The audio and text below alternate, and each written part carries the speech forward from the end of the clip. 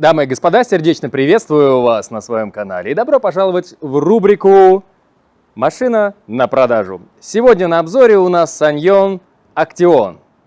Лично у меня всегда такое странное ощущение, что назвать его нужно было Action. Эта машина удивительна тем, что хоть она и 12-го модельного года, она все еще той самой старой закалки, потому что она на механике, на полном приводе, с двигателем 2.0 бензин и 149 лошадиных сил. Весьма экономичный расход и, конечно, по налогообложению тоже весьма приятная. И здесь пробег 24 750 километров. Да, я бы назвал это не Action, а Action подснежник. Черный подснежник я бы его назвал, потому что эта машина ездила только летом, тогда, когда весной сойдет весь снег и, в принципе, высохнут все лужи. И уходила в гаражное хранение осенью, как только наступали холода, потому что даже и нет зимней резины. И сегодня я проведу вам полный обзор этого автомобиля. Как всегда, мы замерим лакокрасочное покрытие. И, конечно, ссылочки на продажу я оставлю на Дроме, на Автору и на Авито. Авито, кстати, с последним моим видео, когда я выставлял XV, Subaru серебристую, получилось недоразумение. Получается, что в первые же сутки машину посмотрели почти 1000 раз. Ну, понятное дело, мои подписчики, которые смотрели видео, захотели просто посмотреть, ну, какая стоимость, возможно, прицениться для себя в будущем, ну, или просто интерес. И Авито здесь взял и заблокировал мое объявление, написав, что, ну, непонятный трафик, да, какой-то происходит, и просто вышел в ошибку. А потом написали, что, когда я обратился в техническую поддержку, написали, что я могу объявление обратно открыть, но это будет платно. Знаете, за сколько? 6000, по-моему, или 400, или 6700 рублей. Вот такая ерунда. Поэтому теперь это объявление снова вышло через 3 дня после проверок всех документов. И оно теперь висит на мою супругу, на саму владелицу. Поэтому кто-то писал на первое объявление, уже хотел приехать посмотреть, но, наверное, потом его это спугнуло. Поэтому не пугайтесь, переходите, также ссылочки еще активны, и приобретайте отличный автомобиль. Пошли. Я не шутил, когда сказал, что у этого автомобиля пробег всего 24 700. И, кстати, на одном из моих видео эта машина уже приезжала, я делал как раз замену масла, и здесь полностью поменял, по-моему, года 1,5 назад тормозные колодки. Старые просто поскрипывали, а мне прислали для обзора тормозные колодки, как бы, чтобы я оценил и какое-то составил мнение о них. И здесь они все, можно сказать, в круг новые. Поэтому тормозная система обслужена, заменена тормозная жидкость. Смотри. Великолепные коврики, толстенные. Ну, подняв их, мы видим еще одни коврики, ворсовые. Идеальное состояние ковролина. И это видно, ну, прям практически во всем. Вот в салоне. Когда я заглянул на заднее сиденье, вот сейчас дай покажу, да? Опять коврик резиновый, толстенный, ковролиновый. И что мы здесь видим? Пленка, еще вот видишь, по-корейски тут что-то написано, да? Все еще ее не убрали. Можно сказать, практически новое состояние, да? Не буду пока убирать, может быть, новый владелец захочет это сделать сам. Да, кстати, здесь, смотри, все так же, да? Замки для ремня безопасности все еще в пакетике. Ну, просто обалдеть. И, кстати, ты отсюда попробуй, а я это с заднего ряда покажу. Задний ряд. Почему я именно с него начал? Ну, во-первых, я сижу сам за собой, как принято говорить, да? Коленочки вообще не упираются, великолепно все продумано. Да, но если мне не хватает места, здесь можно с помощью этой кнопочки откинуться еще. Ну, почти такая же технология, как в Subaru Outback, да? Вообще великолепно продумали. Конечно, есть подлокотник. Смотри, какой здоровый. Ну, просто великолепный подлокотник. Для двоих на дальние путешествия, мне кажется, великолепно. И смотри, я что-то так и даже не замечал, только сейчас заметил, когда мы сделали химчистку. Здесь не просто тканевый салон, а еще с такой, смотришь, как ромбики какие-то. То есть дизайн корейцы продумали. Так-то я японцев уже, в принципе, понимаю, да, их вот мысль инженерную. Но корейскую пока еще не до конца понял. Поэтому вот, я сейчас покажу некоторые нюансы, которые еще нужно осмыслить. Угу. Также, мне интересно, на ту же самую кнопочку, если нажать, да, сиденья раскладываются. И смотри, не только спинка, а еще выдвигается и сама сидушка. Идет вниз, защелкивается на замок и образуется идеально ровный пол. Идеально ровный пол для того, чтобы здесь можно было спать. Вообще великолепно. Это 1/3 мы опустили, а теперь 2/3. Вообще великолепно. Отодвинув задние сидушки, еще, как я делаю, вот моя собственная, можно сказать, разработка, да, получается, подголовники вынимаю и переставляю, для того, чтобы здесь не было пустоты. И все. Можно разместиться, немножко поджав ножки, и переночевать, если вы поехали куда-то в кемпинг. А в кемпинг этот автомобиль может поехать, потому что он полноприводный. И к этому я еще вернусь. Багажник. Давай заглянем и сюда. Все, кстати, здесь еще и резиновый коврик. Посмотрите на состояние запаски. Запаска — это полноразмерное колесо, да, на литом диске, и оно никогда не доставалось. Все абсолютно новое. Инструменты, какие-то органайзеры слева, справа. Угу. То же самое. Так, здесь домкрат. Хорошо. О, смотри-ка, крючок. Блин. А я думал, только субаровская тема. Нет. Они подсмотрели, наверное. Кто у кого посмотрел, надо будет тоже вот этот делать момент увидеть. Как он был-то? Супер. Здорово.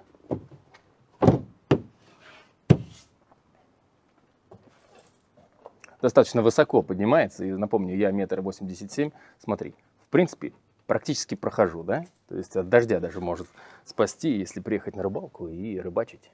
Дождь идет, а ты сидишь с инулькой, и все у вас хорошо. И, кстати, по разным сведениям, здесь клиренс 180 миллиметров, кто-то говорит 190, но я, наверное, возьму сейчас рулетку, и мы замеряем. У меня как раз с собой строительная рулетка, еще не успел ее отвезти. До банки 280 миллиметров. Самая нижняя часть, я вижу, что вот этот вот, да? Угу. Угу. Где-то 195. Это вот от рычага, да? А спереди?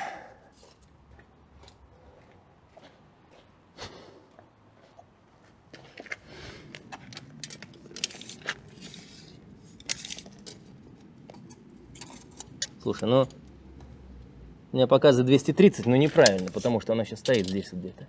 Ну, 200. Защита, пластик, да? Пластиковый кожух.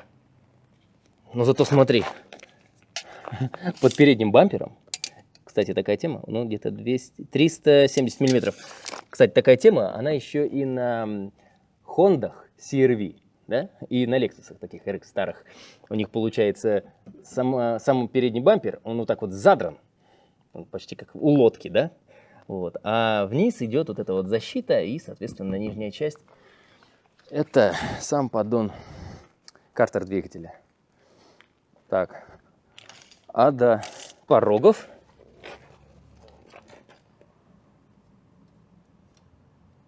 270 миллиметров. Переместимся на кресло водителя. Я не просто так сказал, что здесь все олдскульное.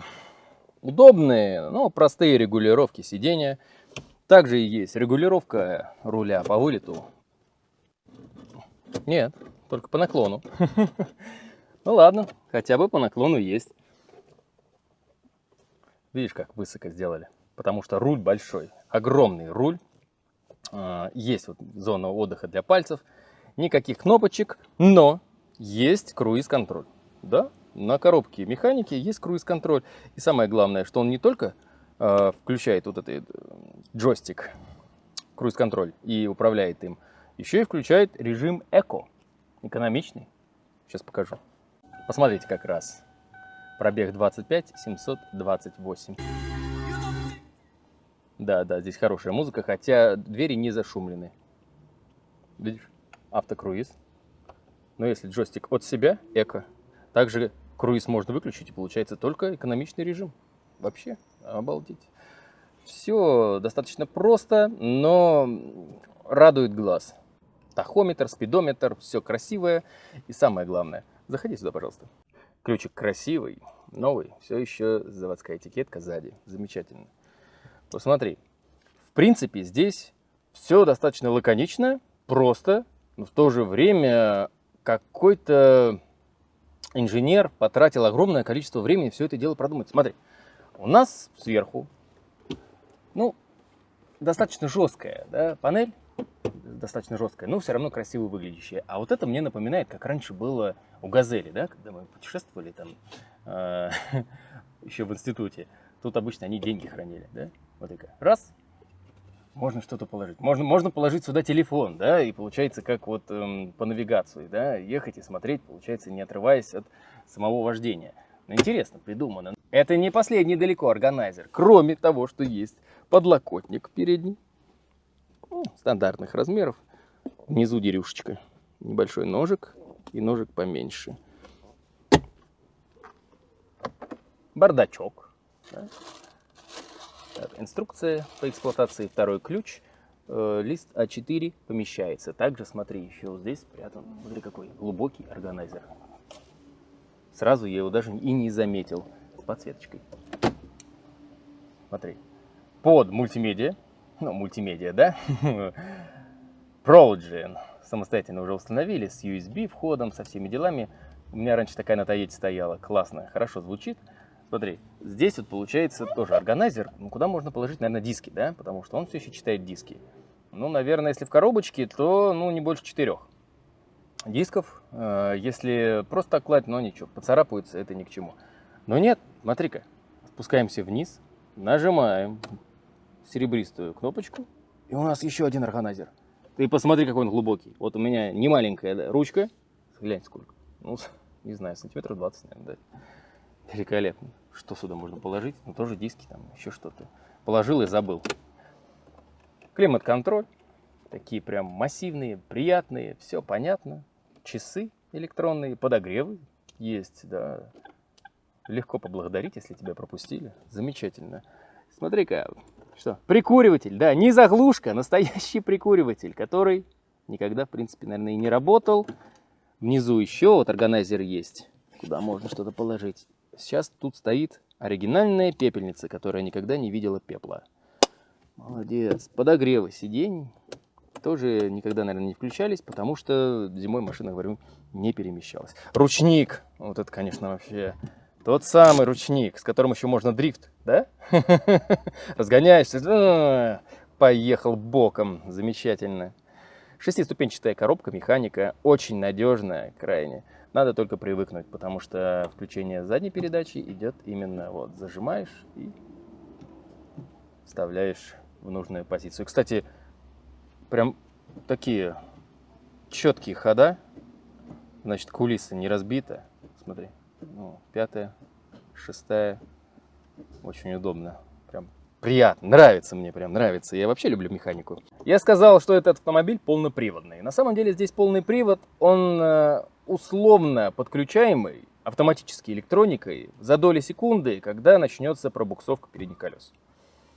Муфта блокируется, включается задний привод, и машина становится полноприводной. Дальше распределение идет как там. Но это можно включить и принудительно. Здесь есть кнопочка «Лок», прямо рядом с левой коленкой.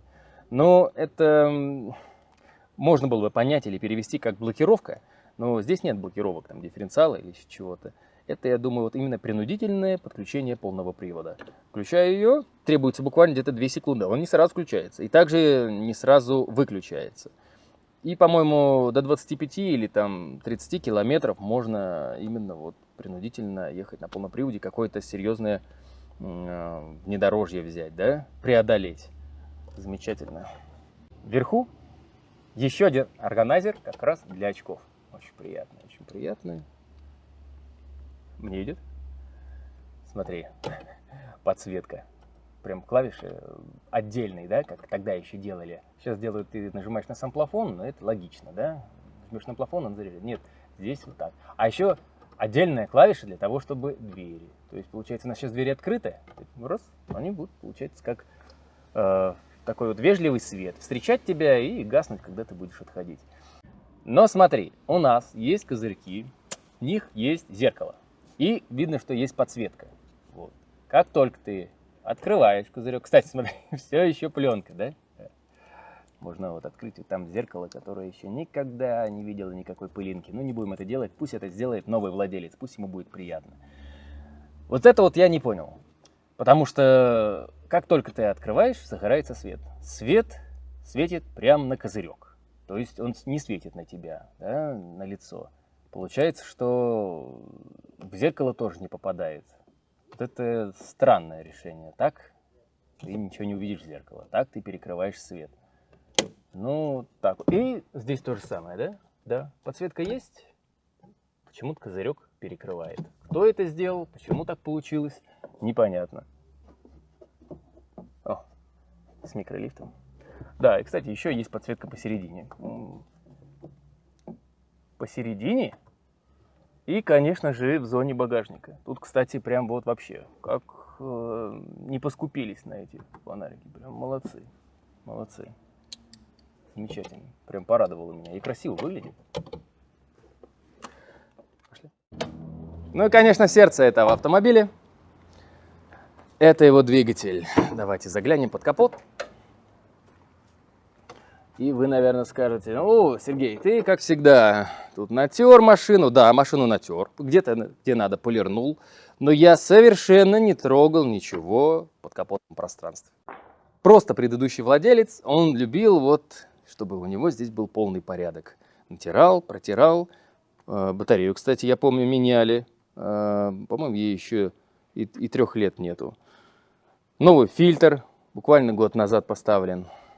Масло меняли, ну, чуть больше года назад. Ну, в движке бы я, конечно, снова поменял. И здесь стоит у нас двигатель на 2 литра, 149 лошадиных сил. Посмотрим на него поближе. Вот так. Да, видите, я не обманул никого, он в пыли. Фу. Идеально показал себя в процессе, но имеется слабое место. У них в этом поколении цепь ГРМ стоит установлена, и она тянется. Ее требуется, даже сам производитель говорит, ее нужно менять каждые 40-50 тысяч. Здесь владелец ездит очень мало, но он решил перестраховаться, как я понял, и поменял ее на 20, там, одной или там что, потому что ему там сказали, или где-то прочитал, что лучше поменять, это не так дорого стоит, чем потом делать там капитальный ремонт движка. Поэтому вот я, честно говоря, об этом узнал, как только сейчас забирал машину из гаража и увидел в пакетике там эту цепь. Вот. Я почитал на драйве обзоры и пришел к мнению, что оригинальную цепь уже никто не ставит, она достаточно дорогая. Устанавливают аналоги, там кто-то даже от Мерседеса, кто-то там российских производителей, и они даже лучше себя ведут, некоторые катаются по 100 и 120 тысяч. Проблема там еще в том, что нет крайнего ограничителя у натяжителя цепи. И получается, тоже вышли давно из ситуации, ставит от Ивека, у него есть этот ограничитель, и там полный порядок. Во всем остальном этот движок весьма надежен и может проехать и 200, и 250, и 300 тысяч километров. Все зависит от вашей манеры езды, ну и, конечно же, обслуживания. Те, кто говорят, кстати, я тоже почитал, что такие машины бывают еще дизельные. И говорят, вот типа вот дизель тоже имеет 149 лошадиных сил, и он более надежный. На самом деле у него крутящий момент больше. Да? Здесь он получается где-то там 195, там намного больше, он тяговитее. И там установлена коробка автомат, которая не выдерживает этого крутящего момента. Ну, немножко они вот подрасчитались.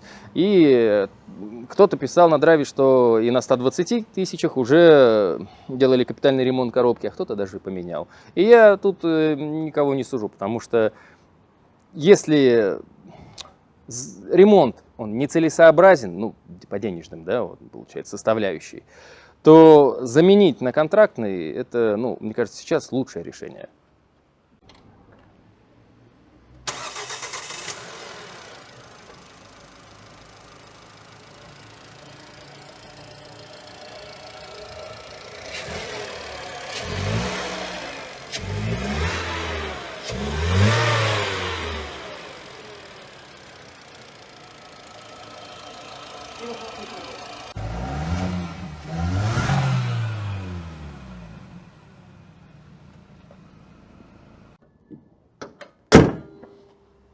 Ну а теперь, как и обещал, мы пройдемся по лакокрасочному покрытию. У меня есть мой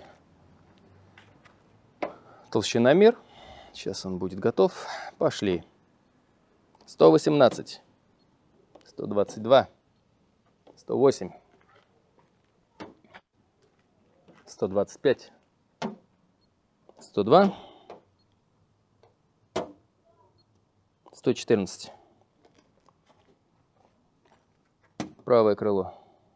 126, 115, 119, 108. Правая передняя дверь. 114, 109, 115. Правая задняя дверь. 151, 147, 148, 138, 148, 138. Заднее крыло. 132, 126, 121, 125. Крыша. 110, 97,8, 107. Не люблю вот я им стучать, чтобы, мне кажется, странно не придумали, что нету никакого ограничителя. Вот резинки какой-нибудь или пластмассы, ну прям металлом бьешь, чуть-чуть не так поставил, он уже неправильно показывает. 105, 106. Крышка багажника. 122, 113, 129, 119. Не написали, 92 или какой.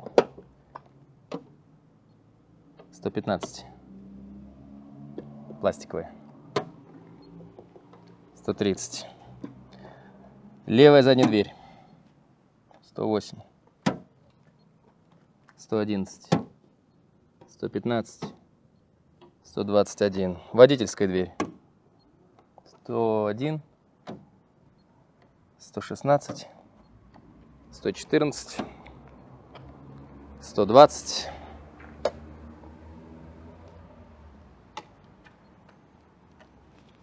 Крыша с этой стороны. 109. 110. 103. Так, и крайнее у нас получается левое крыло. 123. Все. Машина не только имеет пробег до 25 тысяч километров, она еще и в родном окрасе. Идеальное состояние. Конечно, смотри, фары, вот, оптика, она практически как новая. Блестит. Беленькая, великолепная. Я только вот помыл, немножко полирнул, там, где вот какие-то царапинки видел. Конечно, машина все равно путешествовала, да? Даже если она проезжала 500 километров в год, она все равно путешествовала и могла наделать каких-то сколов и царапин. Какие-то большие царапины я убрал, вот, сколы, так в принципе не нашел, есть по заднему бамперу. То есть получается, что я слышал эту историю, здесь вот именно вот такой вот неприятный момент, трещинка, да? Получается, когда-то проезжали мимо человека, который застрял там вот неподалеку, ну, немножко в кювет съехал и попросил его дернуть. Подцепили его трос оборвался и, соответственно, ударил вот, и сделал вот такую вот трещину. Хотели отремонтировать, там, подкрасить, но так и не собрались. В принципе, возможно, этим займется там новый владелец, если ему будет мешать. После этого ездили сколько, никому это не мешало. Ну, где-то здесь еще немножко вот поцарапались, притерлись. Небольшая вмятинка, но опять же, никакого крашеного элемента нет, потому что я так понял, что люди вот очень прям вот к этому щепетильно относятся. Вот крашеный элемент, значит, считают, что машина была, ну, тотал, полностью в аварии или что. Нет. Также кто-то выезжал с паркинга, ударил, там, да, дверью открыл, вмятинка появилась. Ничего не сделаешь. По переднему бамперу, ну, небольшая ссадинка. Здесь много некрашенного пластика, здесь вот как раз вот молодцы. Вот, производители, да, корейцы, молодцы. Есть эти царапинки, они, в принципе, не мешают, никогда их даже и не видно. По передней двери, по задней двери все идеально, все идеально. Лобовое стекло целенькое, так что порядок. Все стекла оригинальные. На машине установлено лето, это получается 215/65 16 колеса, оригинальное литье. На машине сделана антикор защита, так что никаких там жучков или элементов коррозии не обнаружено. Полностью в исправном состоянии. Ищет нового владельца. Поэтому, если это ты, не оттягивай время, решайся сразу, потому что, как показала практика, те, кто ищет действительно себе автомобиль, начинают потом торговаться, находится кто-то, кто быстрее приезжает, и в результате потом остаешься с носом расстроенный, что упустил такой автомобиль. Этот автомобиль отлично подойдет для тех, кто ценит вот этот олдскульный режим, потому что, конечно, полный привод и механика дают возможность для того, чтобы...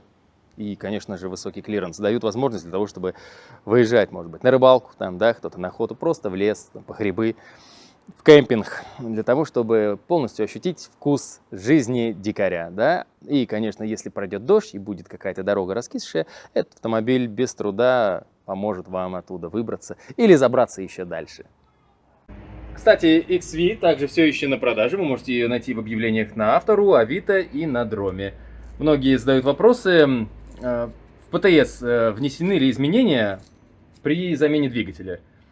И хочу вам сказать, что изменения вносятся тогда, когда идет перерегистрация и смена собственника. Как только найдется новый собственник, будет перерегистрация, и, соответственно, эти изменения внесутся в ПТС с новым номером. На новый двигатель также есть полный пакет документов. Это ДКП, договор купли-продажи, и даже таможенная декларация. Поэтому здесь не нужно волноваться. И если даже какие-то сомнения, то супруга также вместе со мной могут доехать в ГАИ и перерегистрировать вместе с вами, с новым владельцем. Поэтому в этом проблем нет. Не надо бояться, потому что на самом деле здесь больше плюсов.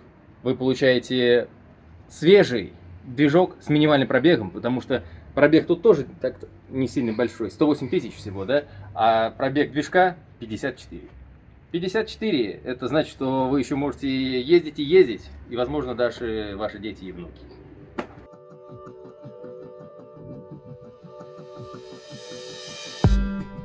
Did you wait too long? Tell him that you love him, but he's already gone, darling. Did you make two wrongs? Know that daddy never made a right before, darling. You were never made to be the judge, darling. He never changed his way for me to budge, darling. It's feeling like a cold dark winter, the sun still behind the trees, yeah. She asked me if I had another minute and I ain't had the heart to leave, yeah. It's feeling like a cold dark winter and the sun still behind the trees, yeah. She asked me if I had another minute and I ain't had the heart to leave. One day I'll be everything you ever wanted. Until then I'll be out here fighting like it's nothing. Through the cold dark winter. Did you say goodbye, knowing damn well that everybody gon' die someday. Did you waste my time, knowing damn well we can press rewind? One day I'll be everything you ever wanted. Until then I'll be out here fighting like it's nothing. Through the cold dark winter. Таким образом, этот великолепный автомобиль с минимальным пробегом ищет нового владельца. Если это ты, не стесняйся, звони прямо сейчас. Спасибо всем, что досмотрели этот обзор до конца. С вами был Сергей Перетягин. До новых встреч в эфире и пока.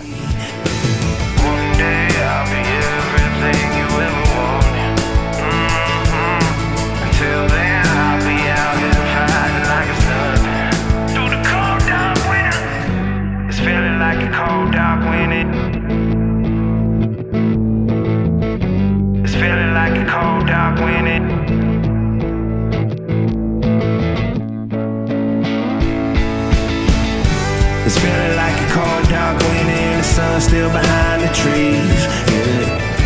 She asked me if I had another minute and I ain't had the heart to eat. Yeah. It's feeling like a cold dark winter and the sun still behind the trees. Yeah.